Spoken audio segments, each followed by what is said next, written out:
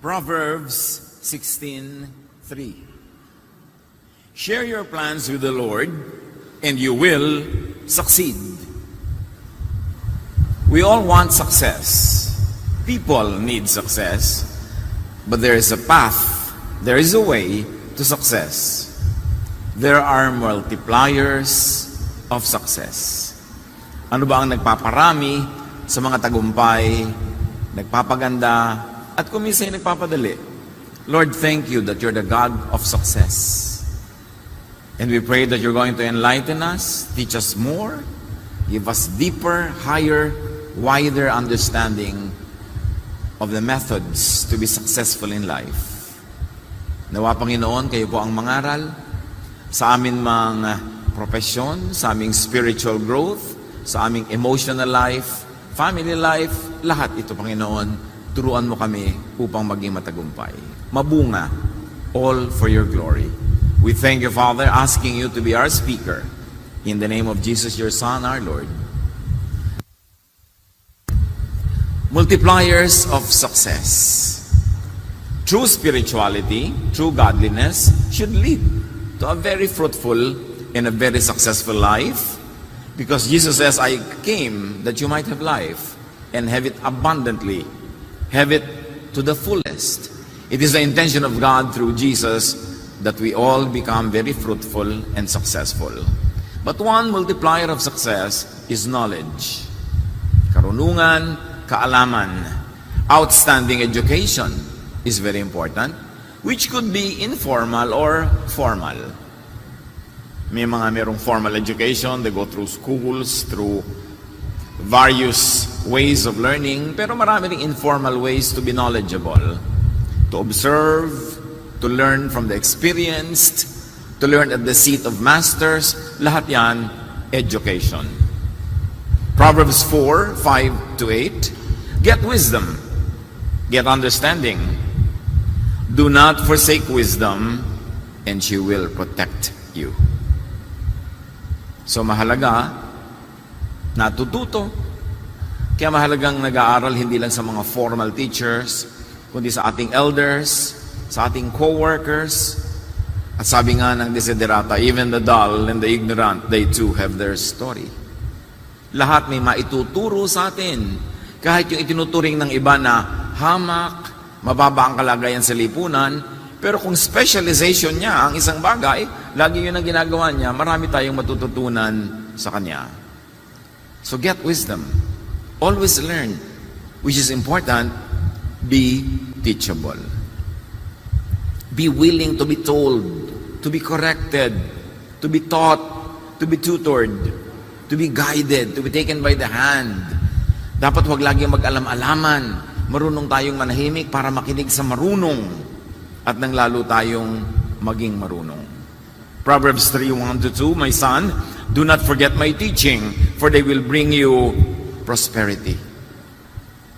Hindi magic na pag tinuruan ka, magkakaroon ng prosperity. But you're able to eliminate right from wrong. You're able to minimize mistakes. You're able to maximize correct deeds and decisions, which of course would lead to prosperity. Mahalaga ang tao marunong.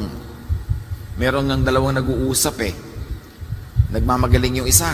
Sobrang magturo, sobrang magyabang, ang dami-dami niya kasing ng pag-aralan. At sabi ng kausap niya, if you're really smart, why are you poor? Hindi nakakibo.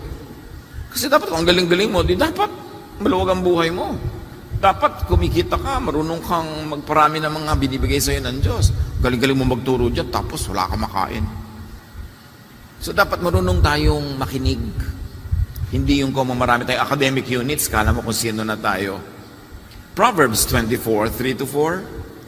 By wisdom, a house is built. Through knowledge, its rooms are filled with rare and beautiful treasures. Pag daw ang tao ay mahusay talaga, sunod-sunod ang ginagawa niyang tama, inevitably, giginhawa siya sa buhay, magkakaroon siya ng mga magagandang bagay sa buhay. Kasi ang talino, nakakapagpayaman. Of course, that is applied knowledge and wisdom.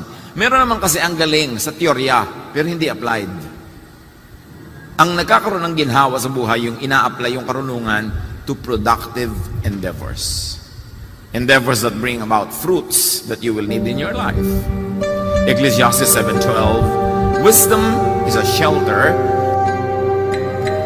as money is a shelter. But the advantage of knowledge is this: wisdom preserves those who have it. So meron daw na ang kayamanan niya ay karunungan, shelter yan. Kanlungan yan sa buhay. Meron naman ang kayamanan niya ay pera talaga, shelter din yan. Pero iba na daw yung marunong na, yung mayaman na marunong pa. Kasi yung mayaman na marunong ang mananatiling mayaman. Pero yung yumaman na hindi marunong, babalik sa kahirapan niya. Kailangan marunong ka mag-preserve ng wealth. Kaya may mga one-day millionaires, mabiglang yumaman, mahirap uli next week. Kasi hindi sila marunong, mayaman lang sila. Pero yung hindi mayaman na marunong, yayaman yun. Kaya between yan naliligaw sa'yo, ang yaman-yaman, tapos walang alam, magmamana lang pala. Maululusta yun, mauubos yun. Meron naman, walang kayamanan, pero madiskarte, yun, na mas meron kang future. Because wisdom makes and preserves wealth. Do not equate poverty with spiritual growth and development. Hindi mo sasabihin, kasi kaya ako pobre, kasi maka-Diyos ako kasi spiritual ako. God wants you to be prosperous. Pero hindi instant, hindi magic, hindi nadadaan sa kadadasal, kaayuno o kahiling. May way, yan ang pinag-aaralan natin. What is your way to progress? What are the multipliers of success? Kahit yumaman yung fools shorten their mayaman status. They cannot be mayaman for long pagka hindi sila marunong. Hosea 4:6, my people are destroyed from lack of knowledge.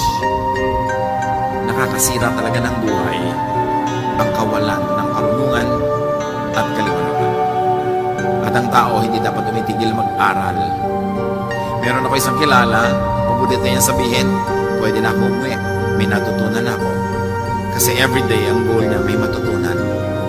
Kahit matuto ka sa labandera kung paano magkusot, may natuto ka sa isang baker kung paano magpaalsa ng tinapay, may natutunan ka, yaman ng yaman yung utak mo, hinahanda mo yan for productivity which could lead to prosperity. Another multiplier of success is significant specialization. Kailangan hindi sabog, kailangan hindi kalat. Meron nagsasabi, huy, dapat maging national scientist ka.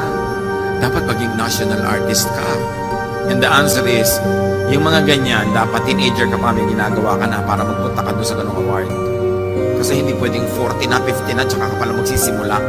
Lifelong work para maging national anything. At dapat nakafocus ka. Gusto mong maging national artist, puro arts ang kakainin, gagawin, ipoproduce mo for the remaining siguro 40 or 50 years of your life. Pero kung may konting kang arts, may konting kang science, may konting kang ganito, tapos nagpamilya ka, bumuhay ka ng mga anak, hindi ka magiging national artist or anything. Nakafocus ka talaga dyan. In other words, if you really want it, you have to angle for it early on. Kasi hindi pwedeng biglang mangyari yon. Bunga yon ng lifelong work. So, to have a significant specialization in life, know your natural giftedness, then specialize on them. Ano ba talaga yung likas mong galing? Doon ka mag-specialize kasi doon ka magiging first class. Pwedeng mangopya ka, kung kopyahan mo yung career ng iba, pwede naman maging achiever ka rin doon, pero baka third class, second class, not first.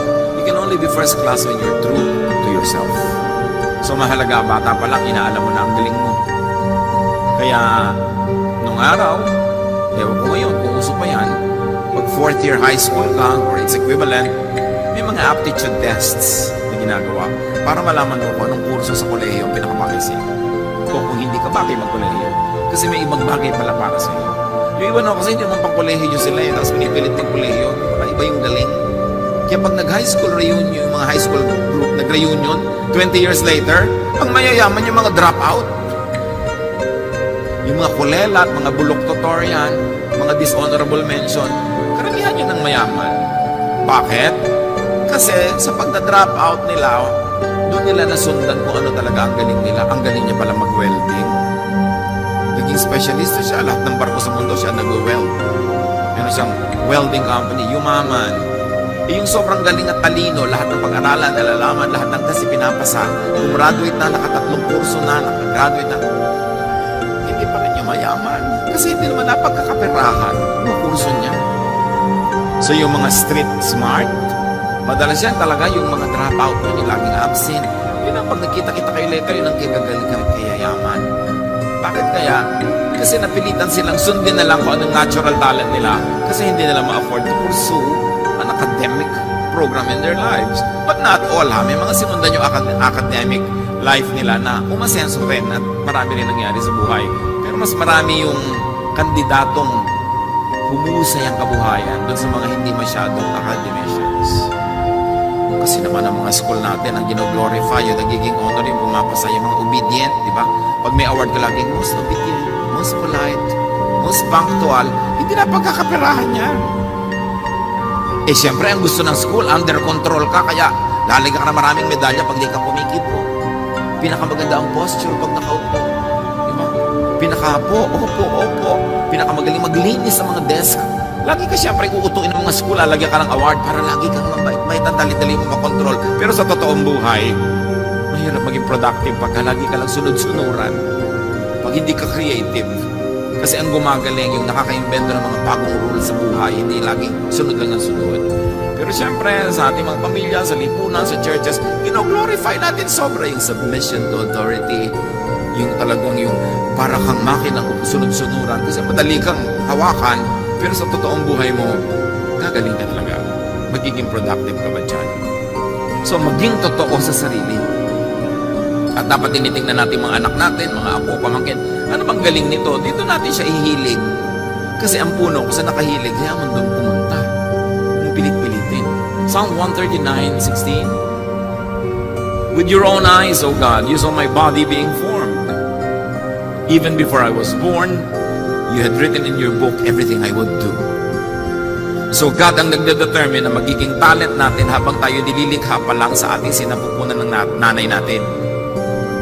At dahil Diyos ang nag-decide kung ano magiging talent mo, siya na rin nag-decide kung anong tatahakin mo landas doon ang assignment mo. At pag wala ka sa iyong assignment, mahirap mag-excel.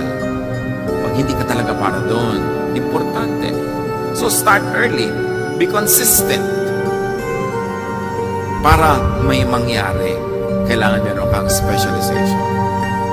Be faithful to your nature. Because when you are true to yourself, ang pinag-aaralan mo, yung talagang gusto mo. Ang ginagawa mo, yung talagang gusto mo, then you will not work. All your life, you will play. Because when your work is something you like, it is actually play and not work.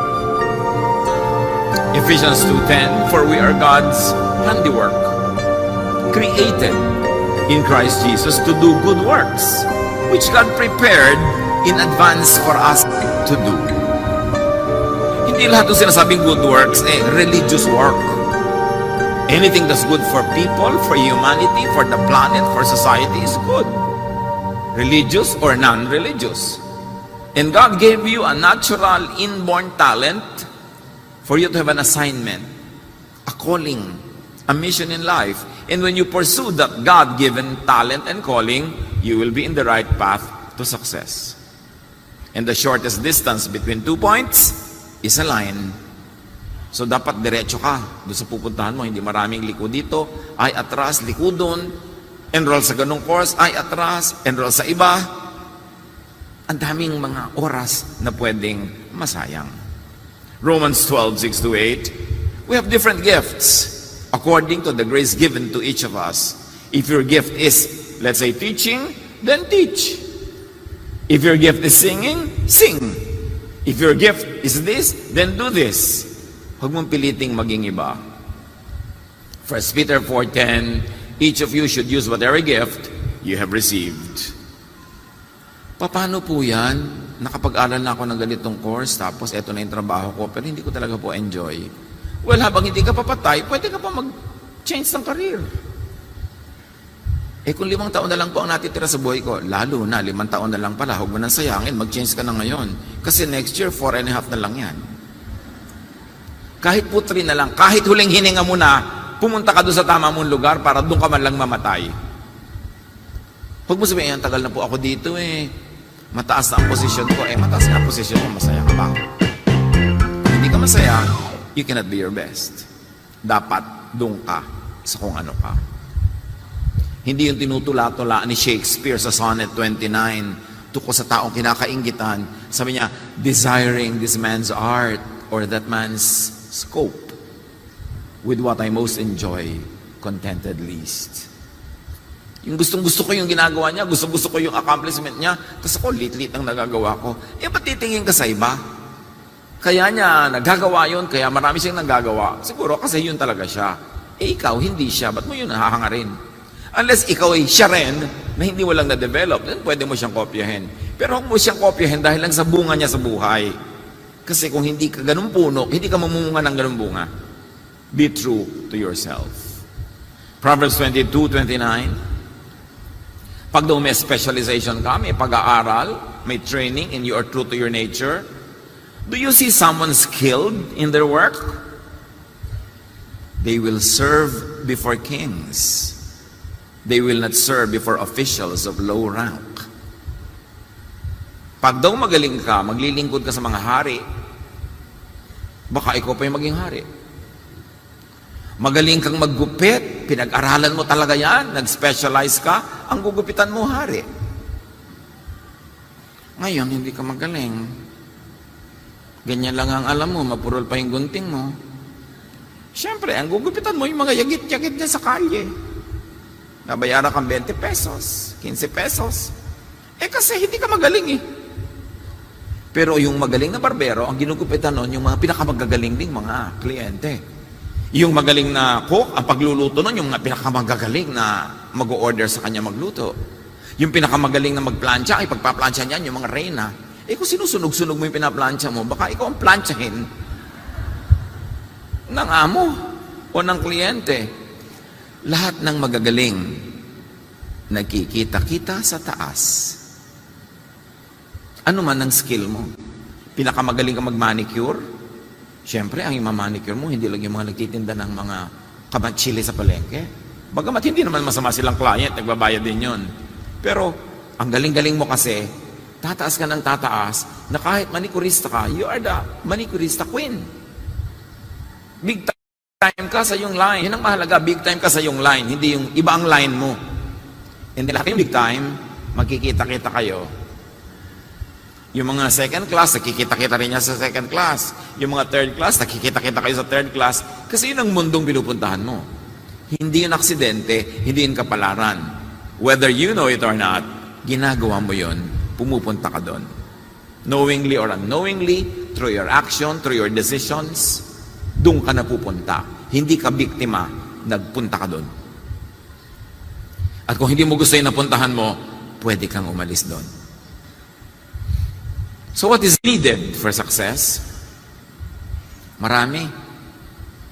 Hindi yan aksidenteng maging matagumpay. Ecclesiastes 10:10. If you don't sharpen your axe, it will be harder to use. If you are smart, you'll know what to do. Nakakita na ba kayo ng mga may bahay na yung mga kutsilyo niya sa kusina ay pagkapupurol? Yung hirap-hirap maghiwa ng karne, ang hirap-hirap yung mga gulay na hinihiwa na sasabunutan na, nagkakadurog-durog na. Pero hindi naman niya kahit kailan yun pinalitan ng matalemo, hindi kahit kailan siya naghasa. So anong tawag mo doon? Hindi ka asenso. Kasi hindi mo ini-improve yung tools mo, hindi mo ini-improve ang method mo. Yung bahay mo, iisa ang tabo, ginagamit sa banyo, ginagamit sa lababo, ginagamit sa hardin, ginagamit sa paliligo. Hindi ba pwedeng marami para efficient? People sometimes don't even improve their daily life. So how can their big life improve? If the axe is dull and its edge is unsharpened, more strength is needed, but skill will bring success. Pag mapuro lang gamit mo, hindi magaling ang gamit mo, mas maraming pagod para ka lang may ma-achieve. So dapat inaayos mo lahat yan. Marunong ka mag-time management. Kasi lahat naman tayo, tigto 24 hours lang ang buhay. But yung iba marami nagagawa, tas ikaw wala. So, dapat marunong ka mag-manage yan. Kasi pag hindi mo manage, wala ka ma-achieve. You need improvement all the time.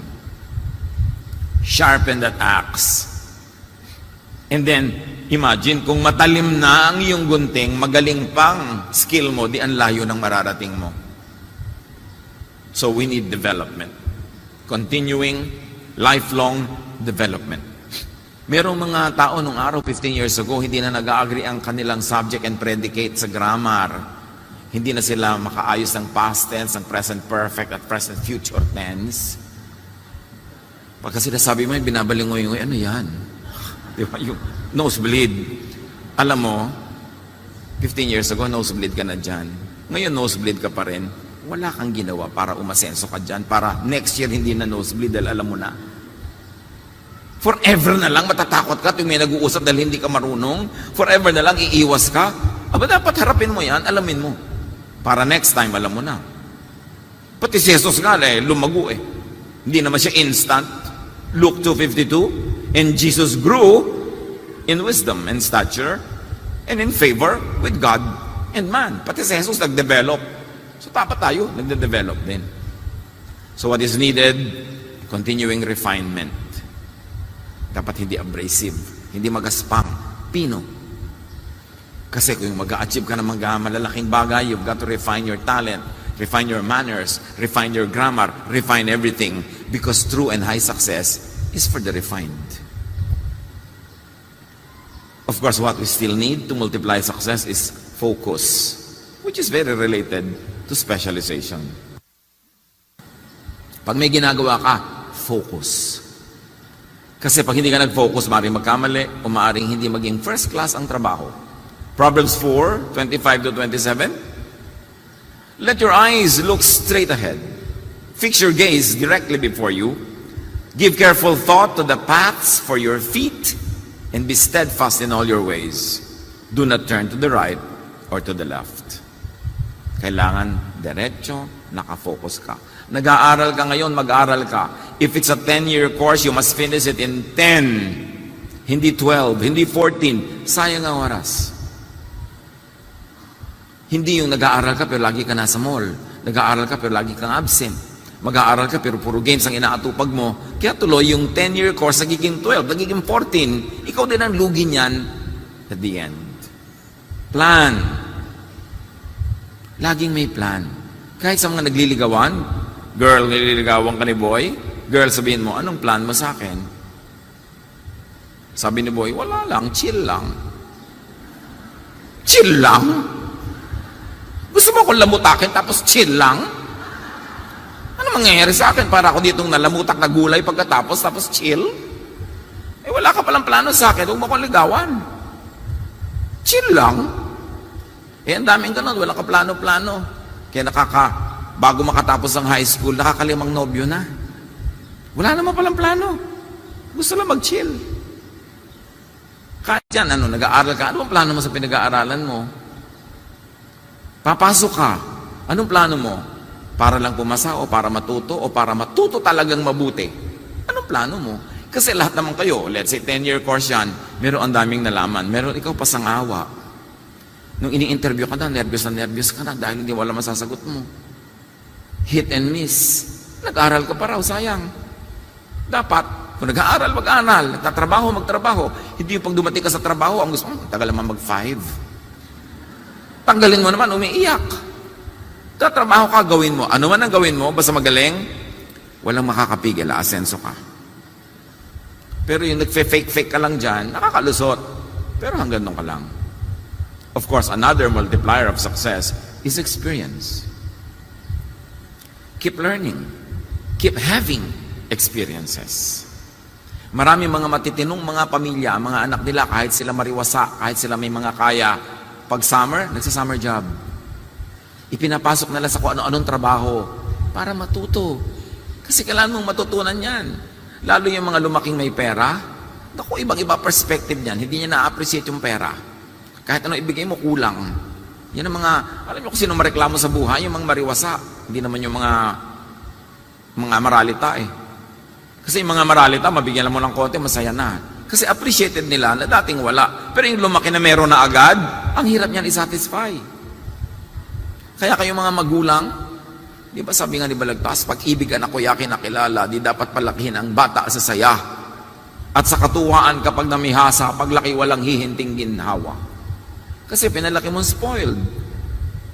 Kaya yung mga first generation Filipino na nakarating sa Amerika na pumila dito sa embassy mula alas 2 ng umaga, alam niyo nung araw, alas 2 ng umaga, namamayong ka na dyan kahit umuulan, ma-interview ka lang. No? Hirap na hirap kang tumungtong sa Amerika, kaya appreciate mo lahat. Pero yung mga ipinanganak ng mga anak nila, puro reklamo. Kasi taken for granted na nila yung na-enjoy eh. Kasi sa kanila, it's a matter of course. Kaya dapat tinuturuan mo ang batang mahirapan para ma-appreciate niya ang value ng pera, ang value ng trabaho. Sabi nga ni Balagtas, para ng halamang lumaki sa tubig, dahoy nalalanta, munting di madilig. Ikinaluluoy ang sandaling init, ganyan din ang pusong sa tuway maniig. Pag sanay sa saya, marupok, mahina, dapat tinuturuan, and experience is important.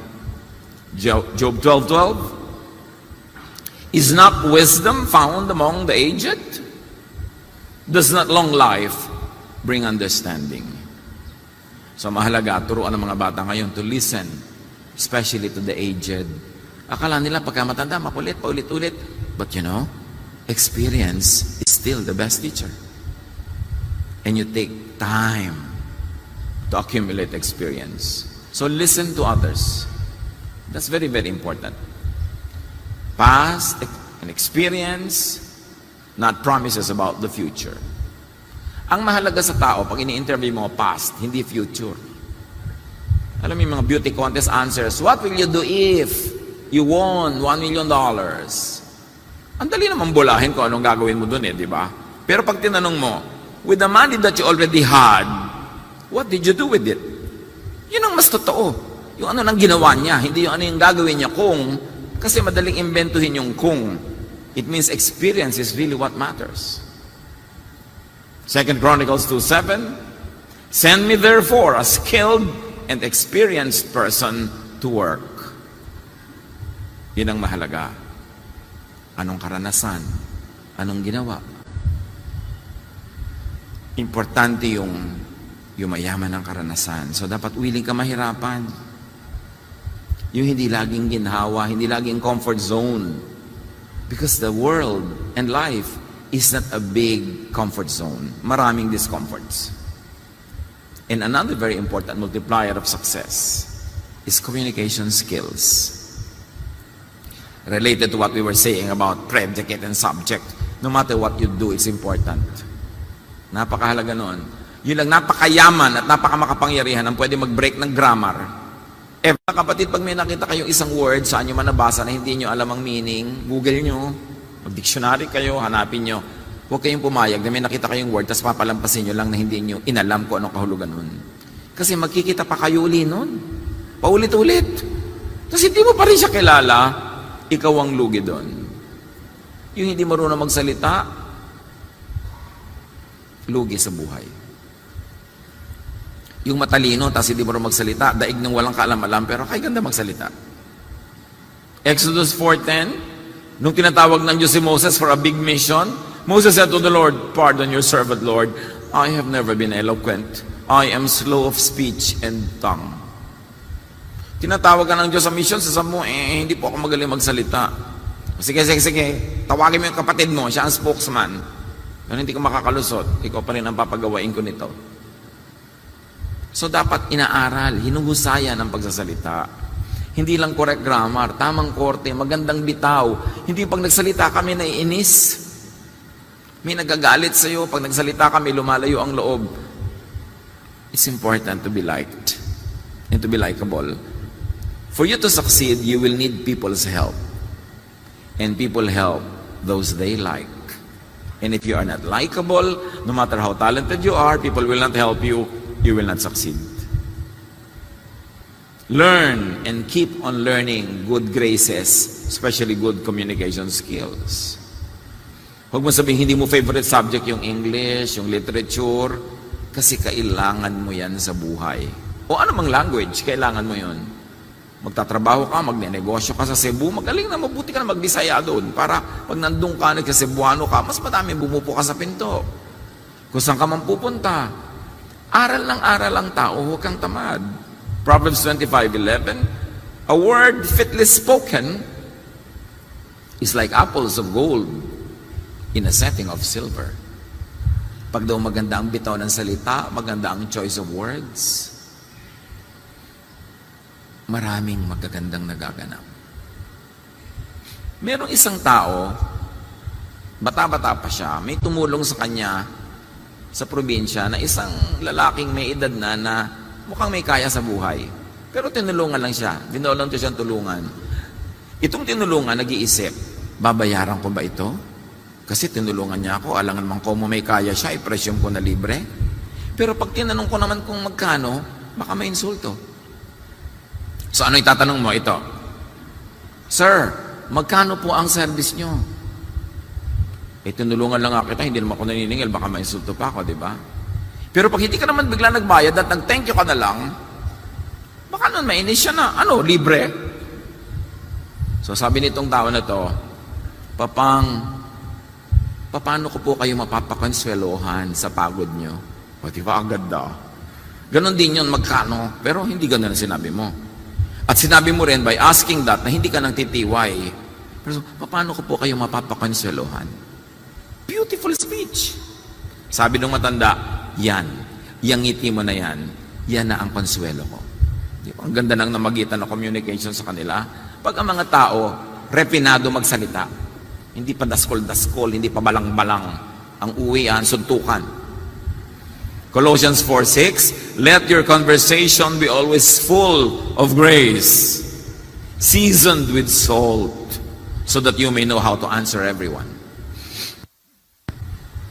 Alam niyo, nung araw, umabot pa ako rito, bagamat batang-bata pa ako. Pero may mga nag-uusap noon, pag nagkilala sila for the first time, magpapakilala halimbawa si Andres Bukid. Andres Bukid po, pag-utusan po ninyo. Naks, di ba? Ang ganda, polite ng pag-uusap ng mga tatanda natin noon. Pag ang nakausap mo Amerikano, pag-utusan po ninyo, uutusan ka nga. Kasi hindi nila alam na refinement na culture natin yun eh. Nung araw, makasabat na nga po, di man dapat. Ang polite. Sisingit ka sa usapan, di man dapat. Kaya marami tayong kantang kundiman. Yung kundiman, ako karapat dapat sa'yo. Kung di man bagay sa iyong karikta ng aking pagdulog ng pag-ibig, kaya kung di man kung hindi man. Ibig sabihin, napaka-apologetic, no? Yung pakonsuelo. Nung araw yung matatanda, pag-aabutan ng anak ng pera, hindi sa itong eto. Diba?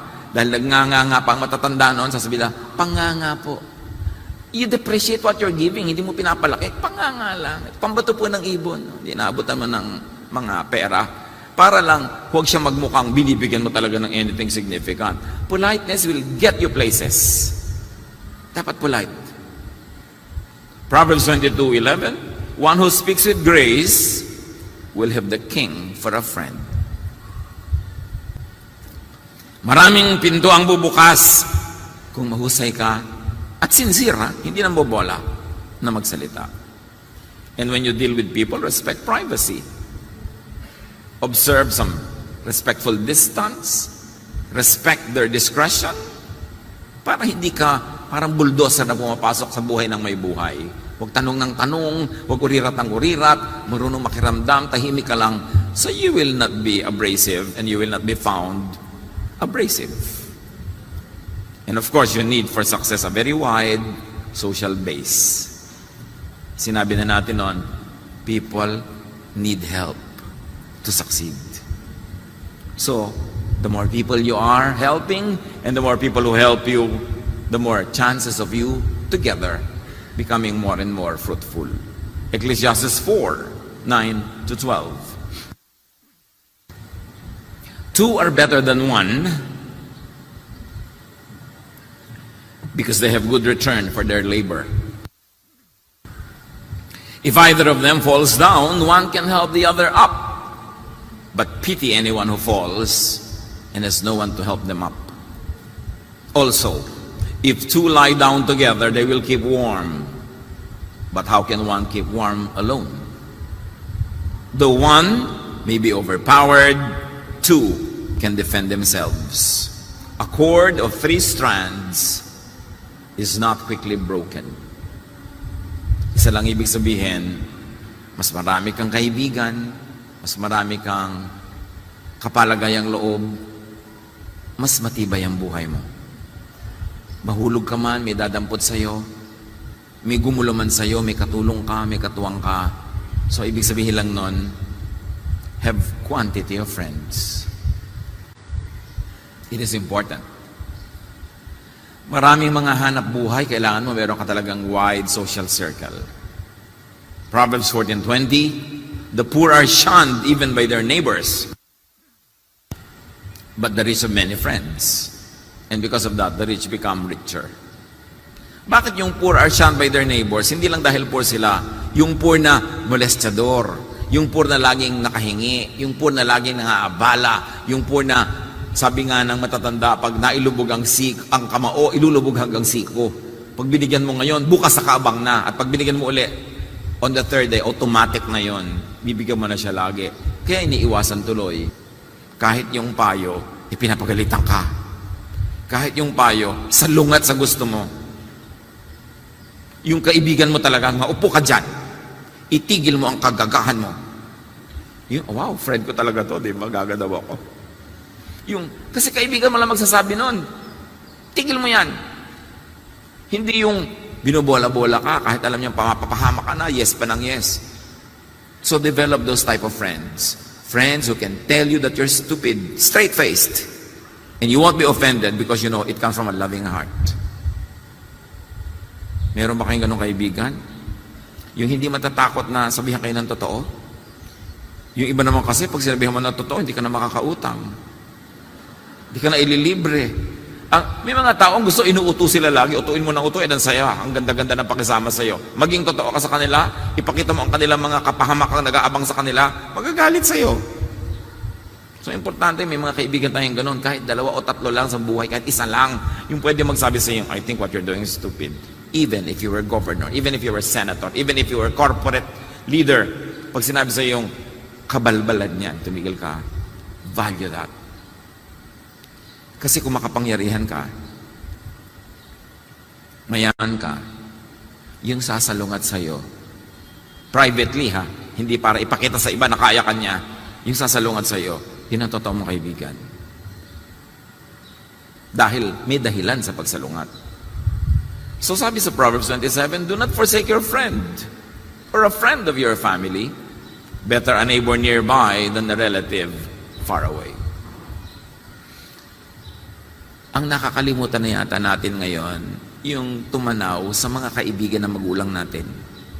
Ang mga magulang na rin naman kasi ngayon, hindi na masyado nagsasabi, anak, may utang na loob tayo doon sa pamilya na yan. Anak, nung araw kami ng tatay mo, nung hirap na hirap kami sa buhay, bata pa kayo, tinulungan tayo nung tao na yon. Dapat ikinukwento nyo yun sa mga anak nyo. Para meron din silang pagtingin doon sa mga tumulong sa inyo. Do not forsake the friend of your family.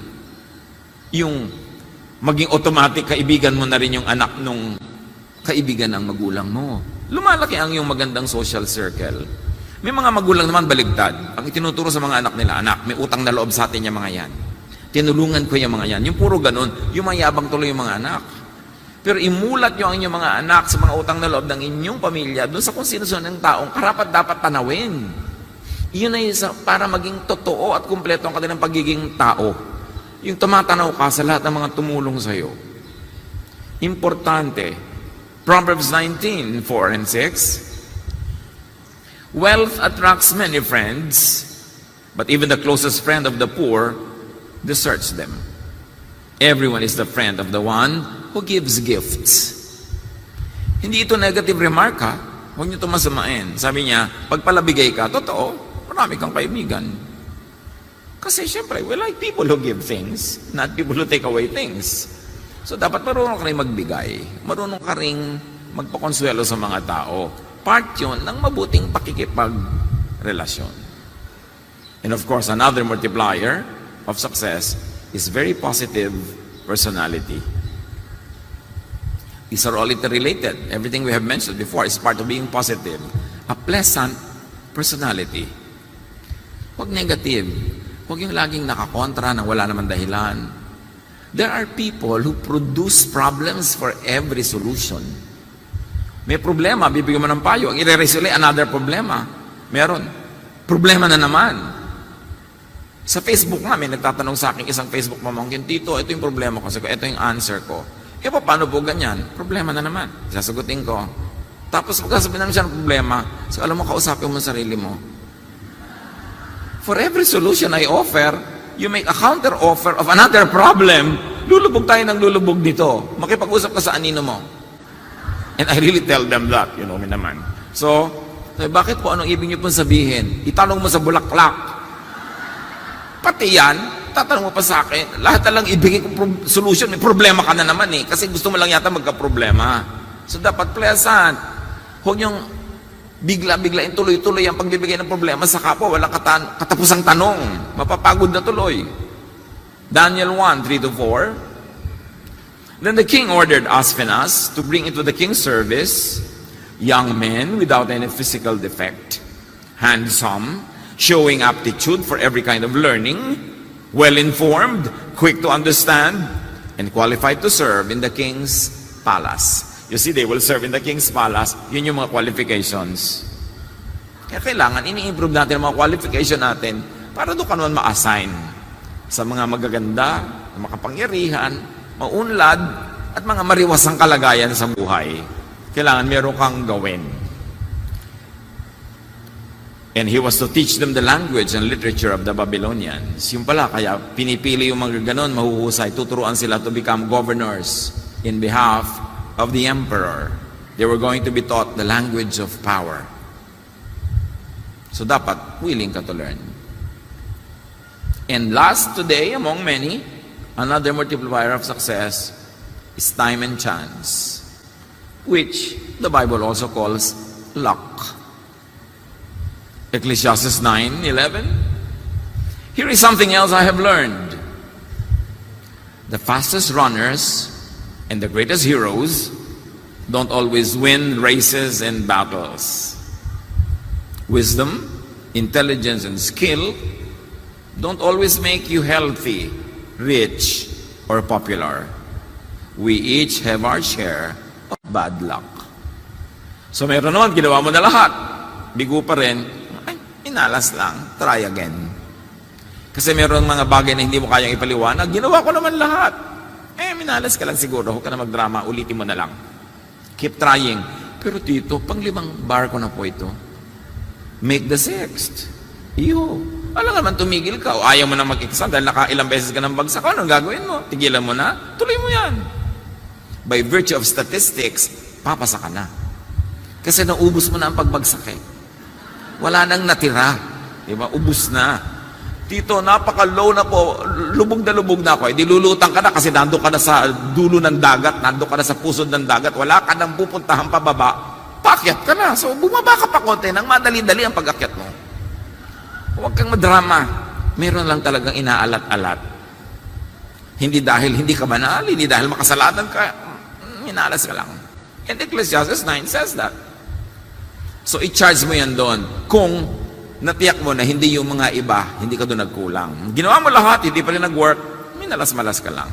So, sobra ka namang swerte para laging malasim. Maiiba rin yan. Sabi nga nila, the lightning does not strike twice on the same spot. So, makiramdam at sumakay at sumabay sa magandang hangin. May mga panahon na ang ganda talaga ng hangin, gawin mo, ituloy mo kasi hindi laging ganun yung ihip ng hangin. Lalo sa negosyo, saan mang buhay, marunong ka makiramdam. May totoong malas, may totoong swerte, pero madalas, listen, yung lagi nagsasabing malas sila, hindi malas.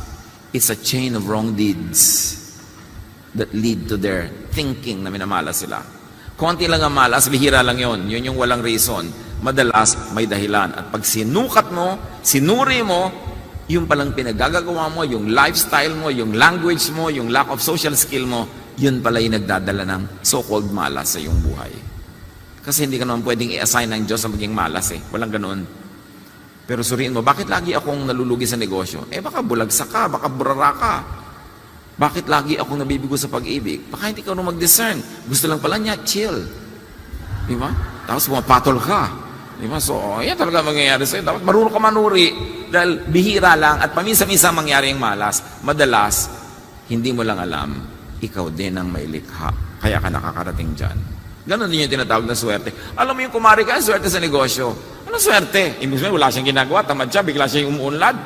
Suriin mong buhay niya araw-araw para malaman mo kung bakit siya swerte. Hindi swerte yon. Magaling siya magtrabaho, consistent siya. So maximize success. Do what is good, do what is right, and the Lord will do the rest. Lord, teach us. Teach us to do what is right at the right time, so that this short life that you lend to us will be lived to the fullest. Nawa Panginoon ay walang masayang o konti lang if ever.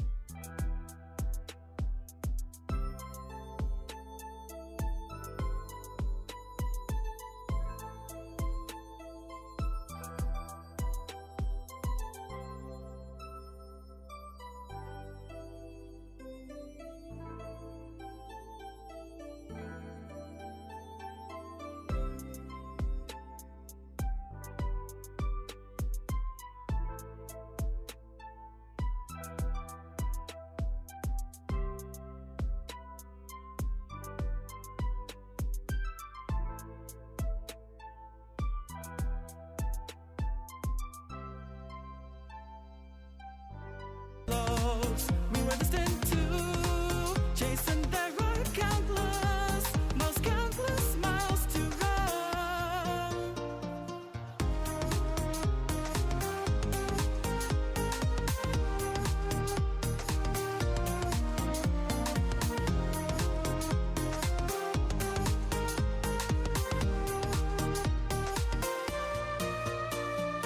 I can sense it approaching, following you like rivers. Wherever you go, everything or nothing, we rebuild. It piece by piece, we were destined to chase.